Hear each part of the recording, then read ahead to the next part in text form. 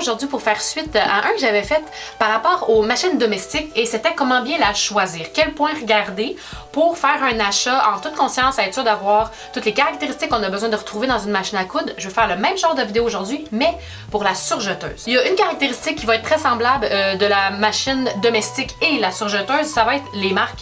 Je vais aller dans les mêmes, je propose là, pas mal la même chose, c'est-à-dire dans les Brother, Babylock ou Janome.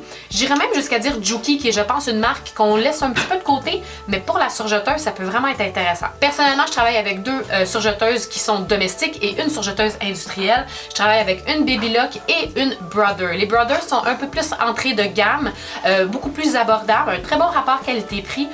Des fois, peut-être, le son est un peu plus cacane et sont un peu plus limités dans ce qu'elles peuvent faire, mais sont quand même vraiment intéressantes pour nos projets à la maison. Celle que j'utilise, c'est la 1034D et je vous avouerai que ça fait quelques mois que je travaille avec et je l'aime vraiment beaucoup. Ma Brother, c'est la Evolution.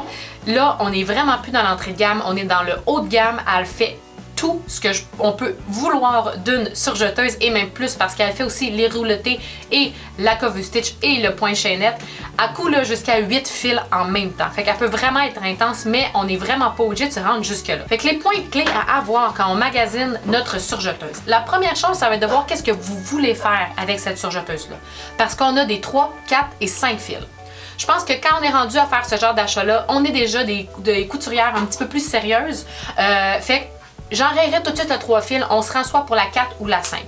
La 5, qu'est-ce qu'elle va avoir de plus? C'est que vous allez être capable d'assembler et faire la finition en même temps. Mais des fois, c'est vraiment pas essentiel et ça vaut pas nécessairement les sous de plus. Là où est-ce que les sous vont être intéressants à mettre, c'est pour les 4 fils, parce qu'on va être capable de l'assembler en 3 fils pour faire des finitions et en 4 fils pour faire un assemblage de tissu élastique. La seule différence donc avec la 3 fils et la 5 fils, c'est que la 5 fils assemble et fait la finition en même temps et la 3 fils ne fait que la finition. Ensuite de ça, vous allez devoir absolument avoir un ajustement de différentiel parce que l'ajustement différentiel, ça va vraiment vous permettre de coudre dans une plus grande gamme de tissus. Des tissus fins aux tissus plus épais, mais aussi des tissus qui sont extensibles ou non extensibles. Ce que ça va faire, c'est que ça va faire en sorte que les griffes de la surjeteuse qui sont en set de 2 vont avancer de façon différente, une plus lentement, une plus rapidement, ce qui va faire en sorte que le tissu va soit froncer ou s'étirer. Et c'est avec ça qu'on peut jouer quand on veut surjeter des tissus différents. Aussi, qu'est-ce qui est intéressant, c'est pas indispensable, mais je vous avouerai que ça peut enlever certains casse-têtes, c'est que sur certaines surjeteuses, les roulettes d'ajustement de tension qui sont sur le dessus ont des couleurs différentes. Par exemple, la 1034D de Brother va avoir une roulette rose, une roulette jaune, verte et bleue.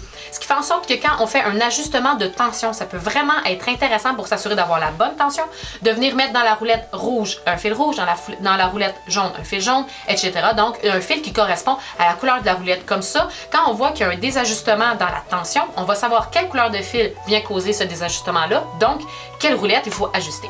Ça va aussi être intéressant de retrouver une surjeteuse qui a un coupe-fil. La Brother 1034D n'a pas de coupe-fil sur le côté. C'est pas dramatique, mais je vous avouerai qu'avoir travaillé quand même souvent avec, je me reviens tout le temps à chercher mon coupe-fil parce que mes ciseaux coupe-fil, je les ai pas toujours à côté de moi. Je les oublie sur ma table de coupe, je les oublie à une autre machine. Là, il faut tout le temps que je retourne pour essayer d'aller trouver mon coupe-fil.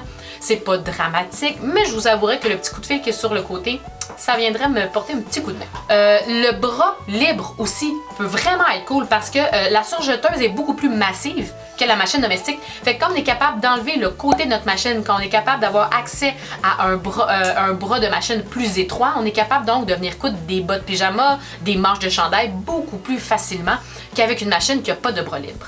Les accessoires qui viennent aussi avec notre machine peuvent être super intéressants. C'est pas nécessairement ce qui va déterminer que j'achète ou non une machine, mais des fois, ça peut nous encourager à faire certains achats quand on hésite entre deux machines.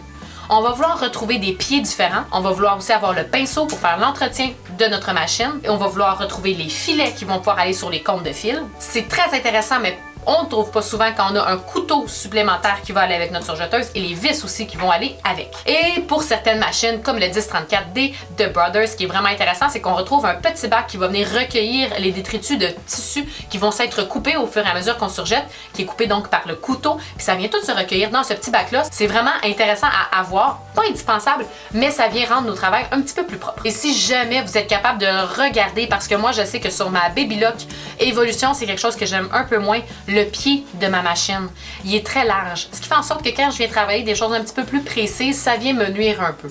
c'est pas dramatique, mais j'apprécie beaucoup plus le pied plus étroit de ma Brother comparativement au pied plus large de ma Babylock. Fait que j'avouerai que les prochaines fois que je vais magasiner une surjeteuse, c'est définitivement quelque chose que je vais m'assurer que mon pied soit un petit peu plus étroit. Donc, et voilà, c'est ce qui conclut là, mon tout petit vidéo de savoir quoi regarder et surtout quoi repérer quand on fait un achat de surjeteuse.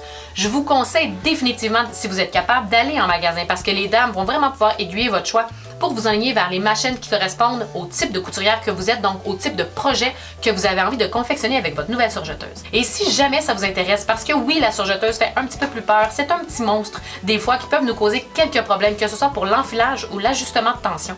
Ce qui peut être intéressant, c'est le cours de surjeteuse que j'offre sur mon site internet atelierhautecouture.com qui va pouvoir vous montrer la machine sous toutes ses coutures sans vouloir faire un mauvais jeu de mots. Et aussi, j'offre 2 projets que vous allez pouvoir réaliser avec votre surjeteuse. 2 projets, un qui est plus difficile et un qui est un petit peu plus facile pour débuter. Donc sur ce, j'espère que c'est des conseils qui vont vous avoir aidé et on se retrouve très bientôt pour d'autres trucs de couture.